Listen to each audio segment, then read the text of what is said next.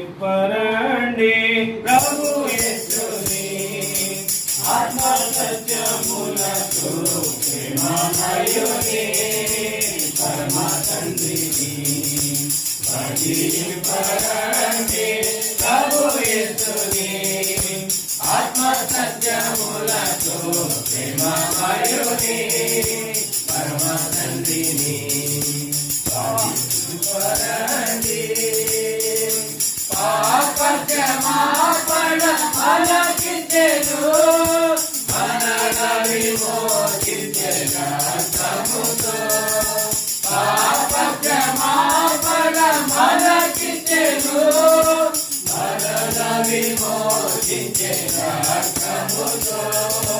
జయము జయము మన ప్రభుకే జయము జయము మన ప్రభుకే భజింపరండి ప్రభు యేసుని ఆత్మ సత్యములతో ప్రేమమయుని పరమ తండ్రిని భజింపరండి. దాదాపు 1 సంవత్సరం తర్వాత నేను మళ్ళీ ఇక తెలుగు పాటలు వింటా వచ్చింది. ఎంతో సంతోషంగా ఉంది. ఎందుకంటే అక్కడ నాగపూర్లో ఉంటాం మేము. మా యొక్క మందిరంలో హిందీ పాటలే పాడతాం. కానీ మాతృభాషలో పాడటం అదొక సంతోషం, అదొక హృదయం ఎంతో నింపుగా ఉంటుంది అనమాట వినటానికి. ఎందుకంటే ఇక ఎప్పుడో సవాసంలో ఇక పాట రాసిన పాటలన్నీ కూడా దైవజనులైన వారు, భక్తులైన వారు వాక్యానుసారంగా వాక్యాన్ని ఆధారం చేసుకొని చక్కని పాటలు రాశారు. అవి చక్కగా పాడుతున్నప్పుడు మనం హృదయవారం పాడుతున్నప్పుడు ఆ పాటలు మన హృదయాన్ని నింపేగా ఉంటాయి, మనలో మాట్లాడతాయి, మనలో కొంత ధైర్యాన్ని నింపేగా ఉంటాయి, ఎంతో బలాన్ని చేయగా ఉంటాయి.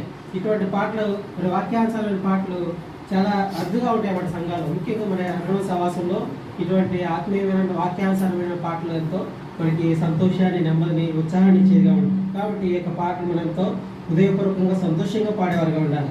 సరే, ఆరాధనకి వెళ్ళక ముందు దేవుని వాక్యం ఆరాధన చేసుకొని ఆరాధనకి వెళ్దాం. నాతో పాటుగా తీయండి. మార్కు సువార్త 11వ అధ్యాయం. మార్కు సువార్త 11వ అధ్యాయం 1 నుంచి 10 వచనాలు మార్చి చదువుకుందాం. మార్కు సువార్త 11వ అధ్యాయం 1 నుంచి 10 వరకు మార్చి చదువుకుందాం. వారు యెరూషలేముకు సమీపించి ఒలీవల కొండ దగ్గరికి బేసెగా బేతనియా అనే గ్రామానికి వచ్చినప్పుడు ఆయన తన శిష్యులలో ఇద్దరిని చూచి, మీ ఎదుటనున్న గ్రామమునకు వెళ్ళుడి. అందులో మీరు ప్రవేశింపగానే కట్టబడి ఉన్న గాడి పిల్ల కనబడును. దాని మీద ఏ మనుషుడు చూడలేదు. దాన్ని విప్పి తోలుకొని రండి. ఎవడైనా మీరెందుకు ఇలాగ చేయుచున్నారని మేము అడిగిన ఎడ్లా అది ప్రభువునకు కావలసి ఉన్నదని చెప్పుడి. తక్షణమే అతడు దాన్ని ఇక్కడికి తోలి పంపునని చెప్పి వారిని పంపెను.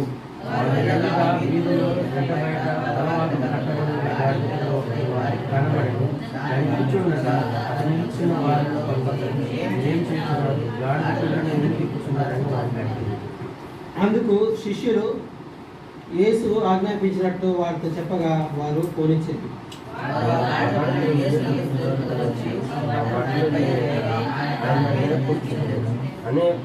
అనేకులు తమ బట్టలను దారి పొడవునా పరిచిరి. కొందరు తమ పొలంలో నరికిన కొమ్మలను పరిచిరి.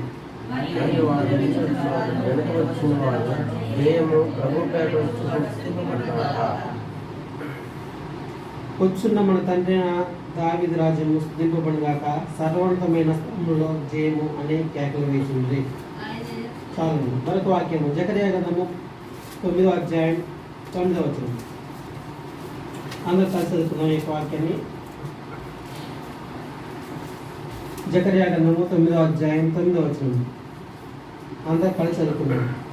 సియోను నివాసులారా బహుగా సంతోషించుడి, యెరూషలేము నివాసులారా ఉల్లాసంగా ఉండుడి. నీ రాజు నీతిపరుడును, రక్షణ గలవాడును, దీనుడై గాడిదను గాడి పిల్లను ఎక్కి నీ ఎదురుకి వస్తున్నాడు. దేవుని సహాయం నిమిత్తమే ప్రార్థన ఎక్కిపిద్దాం. కాబట్టి మనం చదవబడిన వాక్య భాగంలో ఒక జంతువుని చూస్తూ ఉన్నాం. ఏ జంతువు అది? గాడిదని చదువుతున్నాం. కాబట్టి ఇక గాడిదని మరి పాత నిబంధనలు చూసినట్టయితే పాతకాలంలో ఎక్కువగా దేనికి ఉపయోగించేవాళ్ళు, ప్రయాణాలకు ఉపయోగించేవాళ్ళు. అలాగే బట్టలు, మురికి బట్టలు, మరి సాకల వాళ్ళు వారి శుభ్రం చేయడానికి ఆ ఒక మురికి బట్టలు దాన్ని వేసుకొని వెళ్ళటం కానీ ఆ విధంగా చేసేవాళ్ళు. ఆ దినాల్లో మరి అనేకమైన అటువంటి యొక్క వాహనాలు ఉంటూ ఉన్నాయి. మరి ఒంటెలు ఉన్నాయి, గుర్రాలు ఉన్నాయి. అయితే ఎవరైతే పేదవారిగా ఉంటారో, ఎవరైతే కొంచెం మరి తక్కువలో ఉంటారో అట్లాంటి వారందరూ కూడా ఈ యొక్క గాడిదని ఎక్కువగా ఉపయోగించేవారుగా ఉంటారు. కాబట్టి ఇక జంతువులన్నింటిలో కూడా చూసినట్టయితే ఇక గాడిద అనేది ఎంతో మరి చిన్న చూపుగా ఉంటా ఉంది. అంటే ధృవీకరించబడిన జంతువుగా ఉంటా ఉంది. ఎందుకంటే మనం పాత నిబంధన చూసినట్టయితే మరి పాత నిబంధన ప్రకారం ఒక గాడిద అనేది మరి అశుభ్రమైనటువంటి జంతువు, అపవిత్రమైనటువంటి జంతువు. కాబట్టి దేవునికి ప్రతిష్ఠించాలన్నా కానీ ఇక గాడిద ప్రతిష్ఠించడానికి వీలు కాదు. కాబట్టి ఇక గాడిద దేనికి సాదృశ్యంగా ఉందంటే మానవుని యొక్క జీవితానికి కూడా సాదృశ్యంగా ఉంటా ఉంది. ఎందుకంటే ఇక లోకంలో మరి సృష్టి అంతా కూడా దేవుడు ఒక ఉద్దేశంతో మరి సృష్టించాడు. అందులో మానవుల్ని ఒక ప్రత్యేకమైన ఉద్దేశంతో దేవుడు ఆయన మహిమ పొందాలని, మహిమపడాలని చెప్పేసి మనం సృష్టిస్తూ వచ్చినాడు. అయితే మానవుడు విధమైన తంత్రం కల్పించుకొని మరి పాపం చేయడం ద్వారా దేవునికి దురస్తుడై దేవుడికి విరోధంగా జీవిస్తూ ఉన్నాడు. ఇక గాడిద వలె నిష్ప్రయోజనంగా పనికిమాలిన వాడుగా జీవిస్తూ ఉంటున్నాడు.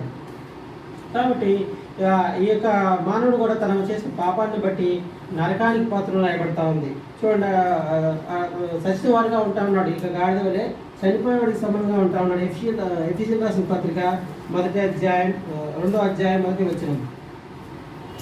మీ అపరాధం చేతను పాపం చేతను మీరు సచ్చినారా ఉండగా ఆయన క్రీస్తులో కూడా మిమ్మల్ని బ్రతికించను అని రాయబడతా ఉంది.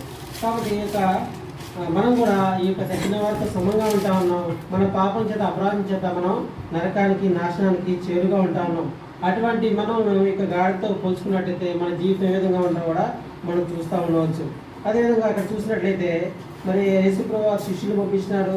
అక్కడ గాడిద ఎలా ఉందంట, గ్రామం వెళ్ళి అందులో మీరు ప్రవేశించగానే కట్టబడి ఉన్న ఒక గాడిద కనపడుతుంది. ఎలా ఉంది ఆ గాడిద? కట్టబడి ఉన్నది, దానికి ఎటువంటి స్వాతంత్రం లేదు. మరి ఎందుకు కట్టబడి ఉందని మనం ఆలోచించినట్లయితే మరి అనేకమైన కారణాలు ఉండవచ్చు.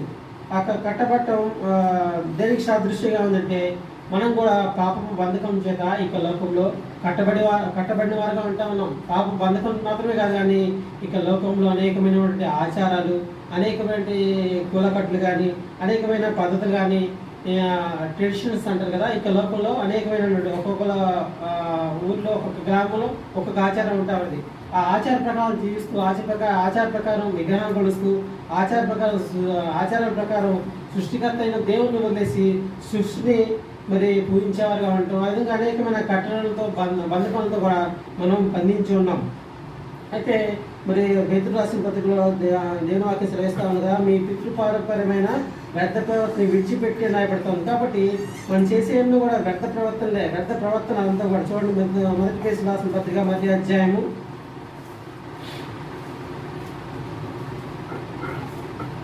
18 చూసినట్లయితే పితృపారంపర్యమైన మీ వ్యర్థ ప్రవర్తనను విడిచిపెట్టినట్లుగా వెండి బంగారం క్షయ వస్తువుల చేత మీరు విడిచింపబడేది కానీ. కాబట్టి ఇక పితృపారంపర్యమైనటువంటి వ్యర్థ ప్రవర్తన వీటన్నిటి కూడా మనం బంధించి వేయబడ్డాం.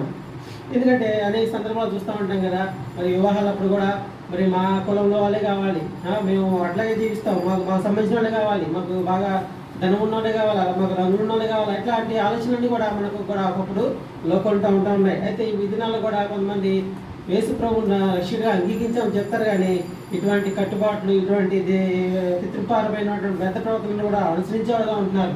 మంచి రోజులు చూస్తారు, మరి మంచి ముహూర్తాలు చూస్తారు. ఇవన్నీ కూడా వ్యర్థ ప్రవర్తనలు అన్నమాట. ఇవన్నిటి చేత కూడా మనం బంధించబడి ఉన్నాం. కాబట్టి దేవుడి వాక్య ప్రకారం మనం చూసినట్టయితే ప్రతి దినం కూడా దేవుడు మన కోసం మంచిగా చేస్తున్నారు. కాబట్టి మంచి దినము చెడ్డ దినం ఈ విధంగా లేదు, కానీ ఏదైతే మనకు అనుకూలంగా ఉంటుంది మంచి దినంగా ఉండాలి అని దేవుడి వాక్యం సెలవిస్తూ ఉంది. కాబట్టి అటువంటి అనేకమైనటువంటి కట్టుబాట్లు, అనేకమైన పితృపాలపైన వ్యర్థ ప్రవర్తనతో మనం కూడా కట్టబడిన వారుగా ఉంటా ఉన్నాం. అయితే రెండో విషయం చూసినట్టు దాని మీద ఏ మనుష్యుడు ఎప్పుడు కూర్చోలేదంట. మరి గాడిని ఉపయోగించేదే ఆ విధంగా మనుషులు ప్రయాణం చేయడానికి. అప్పటికే దాని మీద ఎవరు కూర్చోట్లేదంటే దాన్ని బట్టి మనం అర్థం చేసుకోవచ్చు. ఆ యొక్క గాడిద అనేది బహుశా తిరుగుబాటు స్వభావం కలిగి ఉండవచ్చేమో. మరి కొన్ని గాడిద సహజంగానే వెనకాలతో తంతా ఉంటాయి, అంతా కూడా ఎదురుమతంగా ఉంటాయి. దాన్ని పట్టుకుంటే చాలు వెనకాలతో తంతాయి. ఆ విధంగా మనిషి దగ్గరికి వెళ్తుంటే తంతా ఉంటే వాళ్ళు చేస్తారు, ఇంకా ఇది మాటినేది రాలేదని చెప్పేసి దాన్ని బంధించి పడేసి ఉండవచ్చు. ఆ విధంగా తిరుగుబాటు స్వభావం, ఇక మరి ఎదురు తిరిగే స్వభావం అనేది మరి మానవుడుగా మనలో కూడా ఉంటా ఉంది. చూసినట్లయితే మరి వ్యర్థంగా పైద్యమాన్యవాదుగా ఉంటా ఉన్నామని చెప్పి దేవుని వాక్యం సెలవిస్తుంది. అలాగే మొదటి పేతురు రాసిన పత్రికలోనే 2వ అధ్యాయం 2-3 వచనాలు చూసినట్లయితే అక్కడ మనం మునుపు మరి వ్యర్థంగా పడి ఉన్నాం, దేవుడికి కూడా ఏమాత్రం కూడా ఉపయోగం లేని వారుగా ఉంటా ఉన్నాం. చూడండి, మనం మన ఇష్టానుసారంగా జీవిస్తూ ఉంటున్నాం.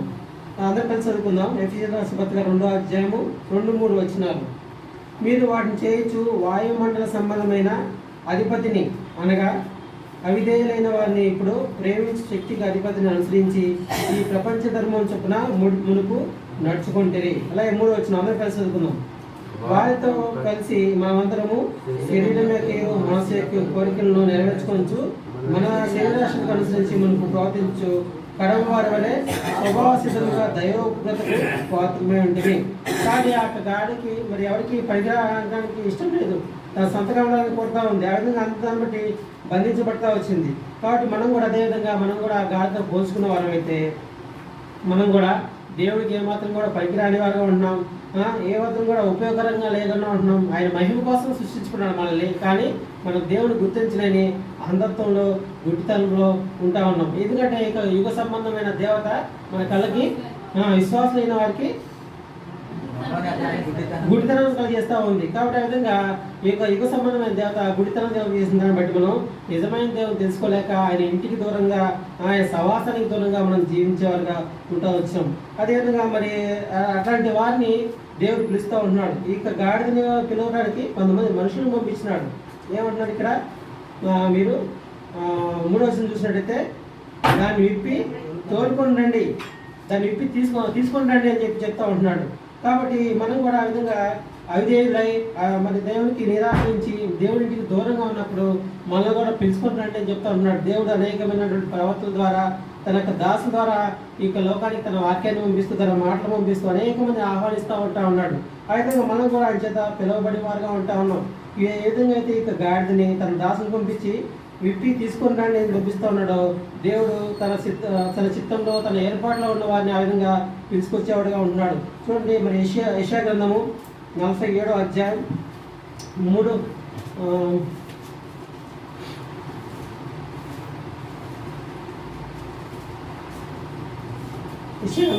అధ్యాయం 7-8 వచనాలు చూసినట్లయితే, నా మహిమ నిమిత్తము నేను సృజించిన వారిని, నా నామము పెట్టబడిన వారిని అందరినీ తెప్పించుము.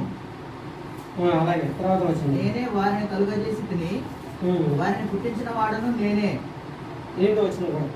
కన్నులుండి అందులైన వారిని, చెవులుండి బదిరులైన వారిని తీసుకొని రండి. కాబట్టి చెవులుండి అందులైన వారు, చెవులుండి బదిరులైన వారు అంటే కళ్ళుండి కూడా మనం దేవుని చూడలేని వారుగా ఉంటా ఉన్నాం. చెవులుండి కూడా ఆ విధంగా దేవుని యొక్క మాటలు గ్రహించలేని వారుగా ఉంటా ఉన్నాం. ఒకప్పుడు మరి సువార్త పరిహారం వస్తే మాకు వద్దులే, మా సంబంధించింది కాదులే, మాకు వద్దులే అని చెప్తా ఉంటాం.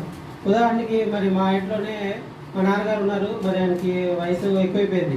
అయినప్పుడు కూడా మరి మన అన్నగారు వచ్చి సువార్త చెప్పాలని, ఆయనకి సువార్త చెప్తామని నాన్నగారు అని ఎంతో ప్రేమగా ఆప్యాయంగా పిలుస్తామంటే నాకు చెవులు లేవయ్యా, నాకు వినపడవయ్యా అని చెప్తాడు. కానీ సీరియస్ మాత్రం పెద్ద సౌండ్ పెట్టుకొని చక్కగా వింటాడు. ఆ విధంగా దేవుని మాటలు కానీ దేవుని గ్రహించడం కానీ చెవు నుండి కూడా వినపడినట్టుగా ఉంటారు.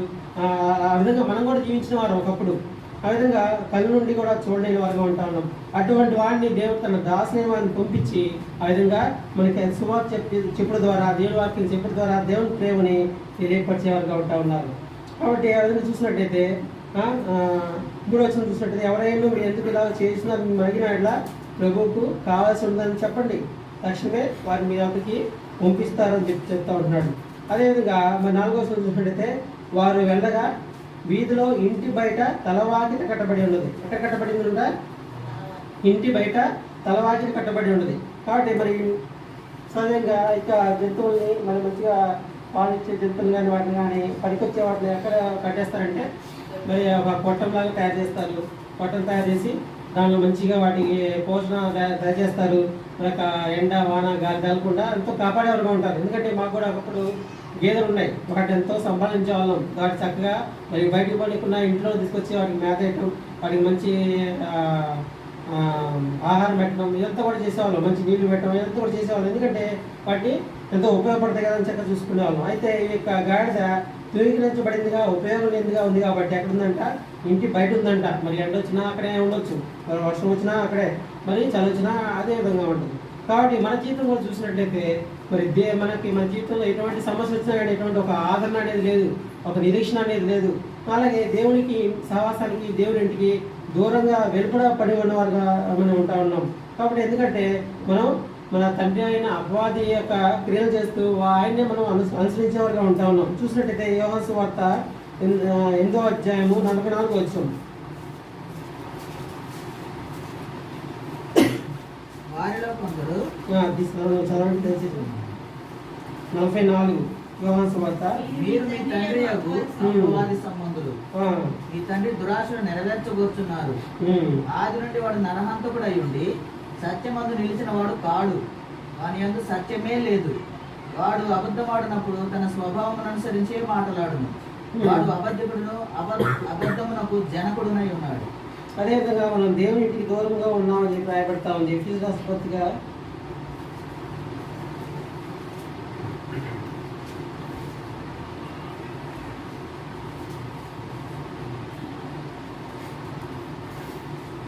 13.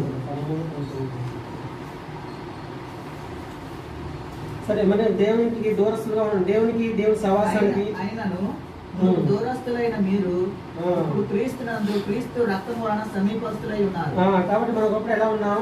దేవునికి కానీ దేవుని సహవాసానికి క్రీస్తుకి దూరస్తులుగా ఉంటా ఉన్నాం. ఎందుకంటే దేవుడు మరి ఇశ్రాయేలు తన జనాంగాన్ని ప్రేమించేవాడిగా ఉన్నప్పుడు మనం అన్ని జల్లుగా ఉంటా ఉన్నాం, దూరస్తులుగా ఉంటా ఉన్నాం, క్రీస్తుకి ఏమాత్రం కూడా సమీపంగా లేని వారుగా ఉంటా ఉన్నాం. మనం ఎవరికి సమీపంగా ఉన్నాం?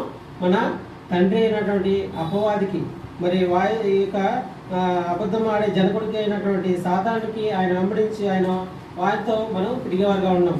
అయితే వాడిని వెంబడించేప్పుడు మన యొక్క గమ్యస్థానం ఏమై ఉంటుంది? ఏదైతే మరి ఆ సాతానికి గమ్యస్థానంగా ఉంటా ఉందో అదే గమ్యస్థానము మన జీవితాలు కూడా ఉంటా ఉంది. మరి చూసినట్టయితే మత్తయి సువార్తలో 25వ అధ్యాయం 41లో చూసినట్టయితే అపవాదికి వారి దూతలకు సిద్ధపరిచిన నరకాగ్నిలోకి పోడి అని చెప్తా ఉంటున్నాడు దేవుడు, యేసుప్రభువు స్వయంగా. కాబట్టి ఆ తండ్రి అయిన అపవాదిని మనం మరి ప్రేమించిన వారంగా ఆయన వెంబడించిన వారుగా ఉన్నట్టయితే మనకి గమ్యస్థానం ఏమై ఉంది?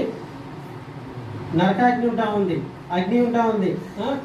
నరకాగ్నిలోకి మరి మనం కూడా ప్రవేశించేవారు అటువంటి దానికి అర్హులైన వారుగా మనం జీవిస్తూ ఉంటా ఉన్నాం. అటువంటి వారిని దేవుడు ప్రేమించి ఆ పరలోక సింహాసనం వదిలి మానవునిగా రిక్తునిగా ఇక లోకానికి వచ్చి మన నిమిత్తం ఆ కలవ శిలలో తన అమూల్యమైనటువంటి రక్తాన్ని చిందించి మన ప్రతి పాపను కూడా కడిగేసి ఆయన బిడ్డగా ఆయన సొత్తుగా చేసుకుంటా ఉన్నాడు, మనల్ని ప్రేమిస్తూ ఉంటా ఉన్నాడు. ఆ విధంగా ఈ యొక్క గొర్రెపిల్లని కూడా మరి తృణీకరించబడినటువంటి యొక్క గొర్రెపిల్ల, ఈ తృణీకరించబడిన గొర్రెపిల్లని క్షమించండి గాడిపిల్లని ఆ విధంగా దేవుడు ప్రేమించి తన దాసును పంపించి పిల్లలు పంపుతూ ఉంటున్నాడు.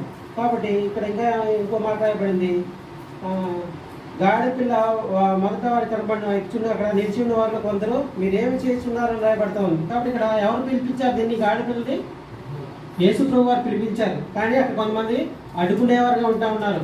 అదేవిధంగా అనేక మంది సువార్త చెప్పడానికి వచ్చినప్పుడు కానీ దేవుడు వాక్యం చెప్తా ఉన్నప్పుడు కానీ మనకు కూడా అనేక మంది అడ్డుపడేవారుగా ఉంటారు. బయట వారు మన బంధువులు అడ్డుపడేవారుగా ఉంటారు.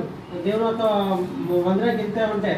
అదేవిధంగా మనలో ఉన్న పాప స్వభావం కూడా అడ్డుపడేదిగా ఉంటుంది. అరే యేసుప్రభువు నమ్మితే అబద్ధాలు ఆడకూడదంట, దొంగతనం చేయకూడదంట, మరి ఆ మందు తాగకూడదంట, సిగరెట్ తాగకూడదంట. ఇవన్నీ కూడా మన జీవితంలో ఒక యజమానులుగా ఉంటా ఉన్నాయి. మరి కొంతమంది స్త్రీలకు అయితే సీరియల్స్ యజమానులుగా ఉంటాయి, కొంతమందికి అయితే సినిమాలు యజమానులుగా ఉంటాయి. ఆ యజమానులన్నీ కూడా అడుగునేగా ఉంటాయి. అరే ఎటువంటి తింటా ఈ యొక్క ఇదంతా ఎవరు చూసుకుంటారు, ఇవన్నీ ఎవరు ఆనందిస్తారు, ఇక లోకంలో ఉన్న దురాశని ఎవరు ఆనందించేవారుగా ఉంటారు అని చెప్పేసి అవన్నీ మన జీవితంలో యజమానులుగా అడ్డుపడేగా ఉంటాయి. అయితే వాటి నుంచి కూడా మనం విప్పించి దేవుడు మనకి వారికి సమీపంగా తీసుకున్న వాడిగా ఉంటున్నాడు. కాబట్టి ఆ విధంగా ఎఫెసీయులకు రాసిన పత్రిక 1లో 5వ చదువుదాం, 5 నుంచి 7 వరకు చదువుదాం. ఎట్లనగా తన ప్రియుని యందు తాను ఉచితంగా మనకు అనుగ్రహించిన తన కృప మహిమకు కీర్తి కలిగినట్లు తన చిత్త ప్రకారమైన దయా సంకల్పం చొప్పున యేసుక్రీస్తు ద్వారా తనకు కుమారుడుగా స్వీకరించుటకై మనల్ని ముందుగా తన కోసం నిర్ణయించుకొని మనము తన ఎదుట పరిశుద్ధులమును నిర్దోషులమై ఉండవలనని జగత్తు పునాది వేయబడక మునిపే ప్రేమ చేత ఆయన క్రీస్తులో మనల్ని ఏర్పరచుకున్నాను. దేవుని కృప. చాలండి, అక్కడ ఏం రాయబడుతూ ఉంది? జగత్తు పునాది వేయబడక మునిపే క్రీస్తులో మనల్ని దేవుడు ఏర్పరచుకున్నవాడుగా ఉంటున్నాడు. అదేవిధంగా గాడిద మీద కూర్చొని వస్తాడన్న విషయం ఎప్పుడు రాయబడింది? పాత నిబంధన కాలంలో జకర్యా గ్రంథంలో ప్రవక్తల ద్వారా దేవుడు ముందుగా రాయించినాడు. ఎప్పుడో ఈ గాడిద మీద వచ్చే విషయాన్ని మరి ఎప్పుడో పాత నిబంధన కాలంలో కొన్ని సంవత్సరాల క్రితము అక్కడ మరి జకర్యా ప్రవక్త ద్వారా రాయబడతా ఉంది, మీ యొక్క సీయోను రాజు అక్కడ గాడిపిల్ల మీద వస్తాడని చెప్పేసి. అదేవిధంగా మనం కూడా దేవుడు జగత్తు పునాది వేయకుంటే క్రీస్తులో మనల్ని ఏర్పరచుకున్నారు. నువ్వు నేను ప్రభువా యేసుక్రీస్తు వారి ఎరగక ముందే ఆయన మనం ఏర్పరచుకొని క్రీస్తులో తన యొక్క శ్వాసంలో మనకి పాలి భాగస్గా చేస్తూ ఉన్నాడు. దేవుడు కృపా మహేశ్వరుని బట్టి ఆ పుణ్యందు ఆయన రక్తం వలన మనకు విమోచన, అనగా మన అపరాధములకు క్షమాపణ మనకు కలిగి ఉన్నామని చెప్పి రాయబడతా ఉంది. కాబట్టి ఇదంతా కూడా దేవుని కృపే కానీ మన మంచి పనులు మాత్రం ఏమాత్రం కాదు. ఎందుకంటే ఆయన జగత్ పునాది వేయకపోతే నిన్ను ప్రేమించినాను, తల్లి గర్భంలో నిరూపణ ముందే నిన్ను ఏర్పరచుకున్నా అని చెప్పి దేవుడు సెలవిస్తూ ఉంటా ఉన్నాడు. కాబట్టి అటువంటి ప్రియుడు మరి ఎంతో మన పట్ల ఒక ఉద్దేశం, ఒక ఏర్పాటు కలిగి మనం ప్రేమించేవాడుగా ఉంటా ఉన్నాడు. అదేవిధంగా ఎఫెసీయులకు రాసిన పత్రిక 2లోనే 13, 19 కలిపి చదువుకుందాం అందరూ కలిసి. ఇప్పుడు దేవునికి ఇక గాడిపలు ఏ విధంగా అయితే సమీపంగా వస్తూ ఉందో దేవుడు మనం కూడా సమీపస్తులుగా చేస్తూ ఉన్నాడు. అందరూ కలిసి చదువుకుందాం 13వ వచనం. ఆయనను మునుపు దూరస్తులైన మీరు ఇప్పుడు క్రీస్తు రక్తం వలన సమీపస్తులై ఉన్నారు. అలాగే 19వ చూసినట్టుగా కాబట్టి మీరిక మీదట పరజనులై ఉండక పరిశుద్ధులతో ఏకపట్టణను దేవుని ఇంటి వారినే ఉన్నారు. కాబట్టి ఒకప్పుడు మనం దేవుని ఇంటి వారుగా లేము, ఇప్పుడు ఏమయ్యాం? దేవుని ఇంటి వారుగా ఉన్నాం. పరదేశులు కాక పరదేశులై ఉండక పరిశుద్ధత ఏకపరుస్తులై ఉంటున్నామంట. కాబట్టి పరదేశులు అంటే ఆ దేశం కానివారు. ఉదాహరణకి మరి ఇక్కడ అమెరికాలోను ఆస్ట్రేలియాలో అనేక మంది ఫారిన్ చదువుకోవాలని, ఫారిన్లో స్థిరపడాలని ఎంతో ప్రయత్నం చేస్తూ ఉంటారు. దానికి జిఆర్ఈ అని, టోఫెల్ అని అనేకమైన ఎగ్జామ్స్ రాస్తూ ఉంటారు చదువుకునే వాళ్ళు అయితే. అదేవిధంగా అక్కడ నివసించాలని చెప్పేసి అక్కడ పౌరసత్వం కోసం, అంటే గ్రీన్ కార్డ్ అంటే అనమాట, ఆ గ్రీన్ కార్డ్ కోసం ఎంతోమంది ఎన్నో ప్రయాసపడుతూ ఉంటారు, ఎన్నో డబ్బులు వెచ్చిస్తూ ఉంటారు అక్కడ ఉండటానికి. ఎందుకంటే ఆ దేశం అదంతా విలువైనదిగా ఎంతో మంచిగా నచ్చిందనమాట. అదేవిధంగా పరలోకం అనేది దేవుడు మనకి ఉచితంగా ఇస్తూ ఉన్నాడు. దానికంటే మరి ఆ దేశం ఒకప్పుడు నశించిపోయేదే. ఎటువంటి దేశం, ఏ దేశం తీసుకున్నా కానీ, యూఎస్ఏ కానీ, ఆస్ట్రేలియా కానీ, ఏదైనా దేశం కానీ అనేకమైనటువంటి ప్రమాదాలు రావచ్చు, తర్వాత నశించిపోవచ్చు. కాబట్టి ఎప్పుడు ఏ సంభవిస్తుందో తెలియదు. కానీ దేవుడు పరలోకం అనేది, పరిశుద్ధమైన పట్టణం అనేది యుగ యుగంలో నిరంతరము నిలిచేటువంటి యొక్క పరలోక పట్టణంలోకి మనం ఎవరుగా చేసినాడు? ఆయన వారసుగా చేసినాడు. వారసులు అంటే చూడండి, వారసత్వం అంటే ఏదైతే తండ్రికి కలిగి ఉంటాయో ఆస్తిపాస్తులు అన్నీ కూడా తన బిడ్డలకి ఇవ్వడమే వారసత్వం అనేది. కాబట్టి దేవుడు పరలోక తండ్రికి ఏవైతే కలిగి ఉన్నాడో అవన్నీ కూడా మనకి ఇవ్వడానికి దేవుడు మనల్ని వారసుగా చేసినాడంట. కాబట్టి ఆయన మహిమతో మనల్ని నింపేవారుగా ఉన్నారు. అయితే ఇవన్నీ వెరిగినటువంటి యొక్క ప్రవక్త ఒకసారి ఇట్లా అంటున్నాడు అనమాట. హెబ్రీ రాసిన పత్రిక 2వ అధ్యాయము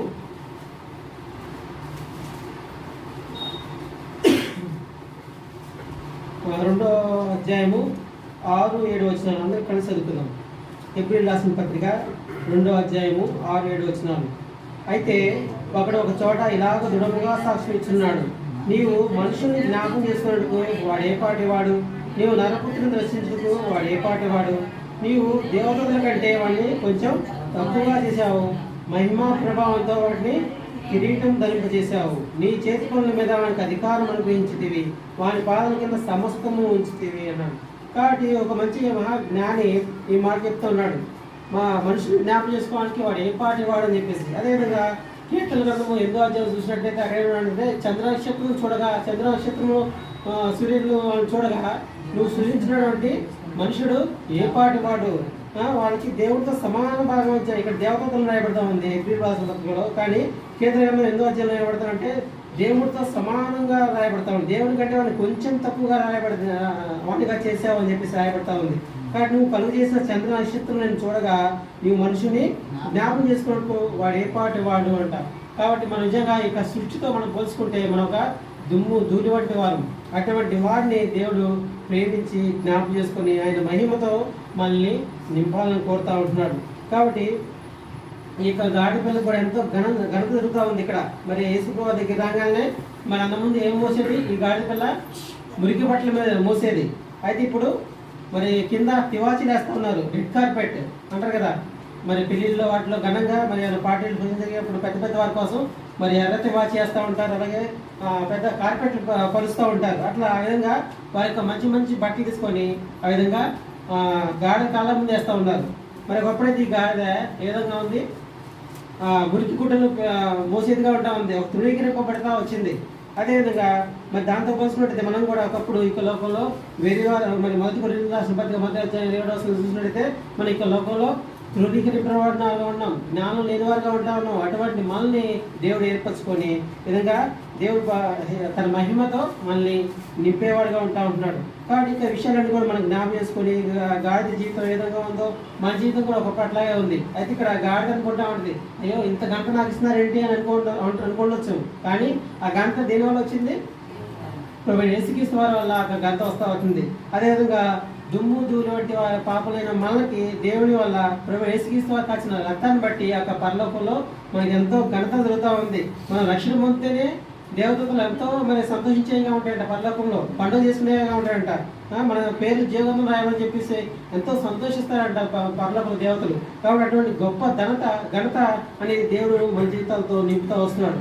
కాబట్టి ఇక ఉదయకాలం విషయాన్ని జ్ఞాపకం చేసుకొని ప్రభువా నేను ఒకప్పుడు మరి గాడిద వలె నిష్ప్రయోజనంగా అపవిత్రంగా జీవిస్తూ ఉంటా ఉన్నాను.